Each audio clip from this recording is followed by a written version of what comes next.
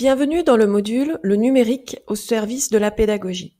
Dans ce module, nous allons voir comment le numérique peut aider le professeur en amont, lors de la préparation de ses séances, pendant les séquences pédagogiques et ensuite en aval pour assurer un suivi auprès des élèves.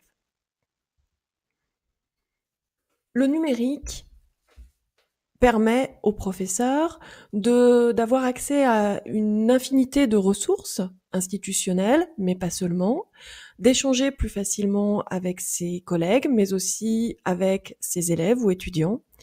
Il permet évidemment de mettre en œuvre de nouveaux outils pédagogiques pendant les séquences pédagogiques devant les élèves pour leur permettre de travailler ensemble, pour leur permettre de produire avec les supports numériques, de construire des compétences numériques. Le numérique permet aussi de désynchroniser le temps et permet de travailler face aux élèves en dehors de la classe, en cas de besoin, par exemple dans une démarche de différenciation pédagogique. Le numérique permet aussi, bien sûr, de garder une trace du travail des élèves, du travail des professeurs et de médiatiser, de rendre public ce travail. Alors, pour préparer vos cours, bien sûr, vous connaissez les différentes ressources institutionnelles. Le site de référence du ministère, le site EduScol, sur lequel vous allez trouver des programmes, mais aussi des pratiques d'enseignement, des outils qui vont vous être décrits, proposés avec des expérimentations. Le site de la DAN, la délégation académique au numérique éducatif, qui là aussi insiste sur les expérimentations avec des témoignages d'enseignants qui utilisent le numérique. C'est une source d'inspiration qui peut être assez intéressante pour les professeurs. Le site Ecogeste Lyon, que vous connaissez tous bien sûr, sur lequel vous allez retrouver des ressources institutionnelles, mais aussi des ressources pédagogiques et des ressources numériques. À signaler, le MAG Écogestion de Lyon est devenu e-Connect, comme vous l'avez constaté, et suit aussi cette évolution du numérique. Alors, pour préparer vos cours, vous pouvez aussi avoir accès à des outils gratuits que l'on trouve sur la toile, comme NetVibes par exemple, qui va vous permettre de faire de la veille informationnelle en sélectionnant des secteurs d'activité, des mots-clés, et vous recevrez ainsi par mail les mises à jour de cette veille, et cela vous permet de surveiller de manière très fine et précise certains secteurs. Cela fait gagner un temps important puisqu'on n'a pas besoin d'aller chercher sur Google ou un autre moteur de recherche les différentes nouveautés qui intéressent nos champs de recherche. Vous pouvez aussi utiliser des outils de captation de vidéos comme Fluvor qui permettent de capter des vidéos YouTube, Screencast-O-Matic qui permet, comme vous l'avez ici sous les yeux, de filmer votre écran avec votre voix, Edpuzzle qui permet de mettre à disposition des élèves des vidéos YouTube ou des vidéos que vous aurez screencastées avec donc votre voix. Edpuzzle permet aussi d'insérer des petits questionnaires sur les vidéos et le professeur voit qui s'est connecté, quelles sont les réponses aux questionnaires. C'est un instrument qui est assez, un outil pardon qui est assez intéressant. Vous pouvez bien sûr utiliser Powtoon pour créer des petites vidéos d'animation, Prezi pour avoir une présentation un peu plus dynamique qu'avec PowerPoint. Il existe des dizaines d'autres outils que vous pouvez utiliser, ce n'est qu'une sélection. Je vous encourage à aller voir ces différents outils et en découvrir beaucoup d'autres. Le numérique va permettre d'échanger via l'ENT, d'échanger avec vos collègues, d'échanger avec vos élèves. Vous pouvez bien sûr utiliser aussi avec vos élèves les répertoires partagés sur le réseau pédagogique de l'établissement pour leur déposer des fichiers, des questionnaires, des exercices. Utilisez aussi Google Drive ou Dropbox pour là aussi partager des fichiers. Un outil existe que l'on ne connaît pas toujours très bien, c'est Effivol. C'est un système d'échange pour les gros fichiers volumineux Vous le trouvez via le portail Arena sur le site de l'Académie de Lyon. Ce site va permettre de stocker ces fichiers pendant un mois et de les partager avec qui vous voulez, collègues, élèves, etc. Les nouveaux outils numériques et les usages que l'on peut en avoir vont permettre aux professeurs de mettre en place une pédagogie diversifiée, différenciée, qui va favoriser à la fois l'individualisation du travail et le travail collectif, le travail collaboratif. Euh, Cette mise en œuvre de ces outils numériques conduit le professeur à décloisonner ses séquences d'enseignement et à amener une variété d'activités qui peut être très intéressante, notamment pour booster la motivation des élèves. Le numérique peut donc être utilisé seul, dans un contexte individualisé, où on va avoir une relation plus personnelle avec chacun des élèves, ou bien en groupe, en classe ou hors la classe. Énormément d'applications sont possibles, que ce soit à travers des exerciceurs, des opérations de remédiation, avec du travail collaboratif, avec des échanges de fichiers, avec du partage d'écran, avec... Il est difficile de vous décrire toutes les utilisations. Je vous propose quelques-unes de ces utilisations. Par exemple, vous pouvez permettre à vos élèves de produire par et avec le numérique. Ils peuvent créer des petites vidéos et poster, si vous le souhaitez, ces vidéos sur YouTube pour communiquer sur leur travail et le valoriser. Vous pouvez utiliser des Padlet sur lesquels les élèves vont mettre leur production ou vous-même, vous pouvez leur proposer des productions. Ces murs collaboratifs ont plein d'applications possibles, en cours et hors cours, en préparation ou en animation de séquence.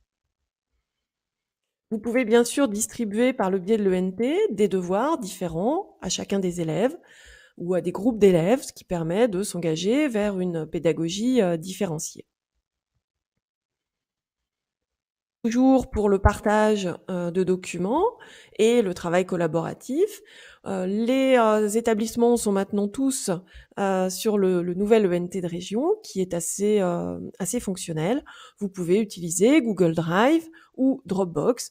Google Drive permet d'avoir plusieurs utilisateurs en même temps sur un fichier et donc de permettre à chaque élève d'ajouter son travail à un fichier commun. Il est aussi possible via l'ENT de créer une rubrique qui serait partagée avec la classe où chacun pourrait interagir ou pas. Le prof seul pourrait l'alimenter. On a le même principe avec les blogs pédagogiques qui sont accessibles librement sur Internet. Vous pouvez utiliser différents types de blogs. Ceux-ci sont généralement gratuits. Ça peut être quelque chose d'assez intéressant pour permettre aux élèves de bénéficier de votre veille informationnelle ou pour leur permettre de participer à cette veille informationnelle. Les jeux sérieux, bien sûr, vont permettre de s'entraîner, apprendre par le jeu pendant la classe ou hors la classe. Il est quand même préférable de les utiliser pendant la classe pour avoir un contrôle et que le jeu aille au-delà de la dimension ludique et permette à l'élève de développer de réelles compétences et d'apprendre par le jeu. Il est possible aussi de réaliser des brainstorming, de faire réfléchir ensemble les élèves avec, par exemple, la possibilité de créer des nuages de mots avec des éditeurs de nuages, avec des cartes mentales. Les cartes mentales ont l'intérêt de permettre à certains élèves de se retrouver dans cet aspect visuel très concret des différentes notions abordées. Tous les élèves n'ont pas une capacité d'apprendre à travers des tableaux ou à travers des textes, et des choses plus visuelles peuvent être tout à fait pertinentes. Les Padlet, les murs dynamiques en ligne, qui peuvent être alimentés en amont du cours par les élèves, Un même Padlet peut être créé pour une classe et les élèves vont alimenter avant le cours avec leurs recherches ou bien pendant le cours ou après le cours, tout est possible, mais ces murs dynamiques permettent de faire un état d'une réflexion ou d'un travail à un moment donné dans la classe.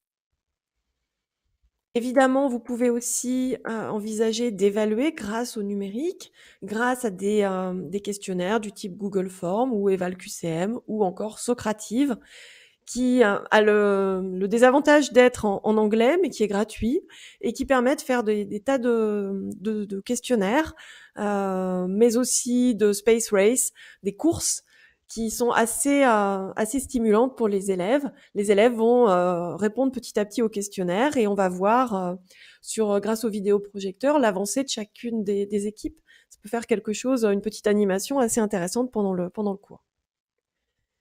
L'objectif est de construire des compétences numériques, faire passer nos élèves qui sont des digital natifs, mais aussi des digital naïfs, au digital citoyen, en prenant le temps peut-être aussi d'une éducation aux médias et à l'information, leur permettre de se former et de devenir des cyber-citoyens actifs. La maîtrise du numérique, ils l'ont avant de venir dans votre classe, mais il est nécessaire de les aider en matière de sécurisation des données, etc.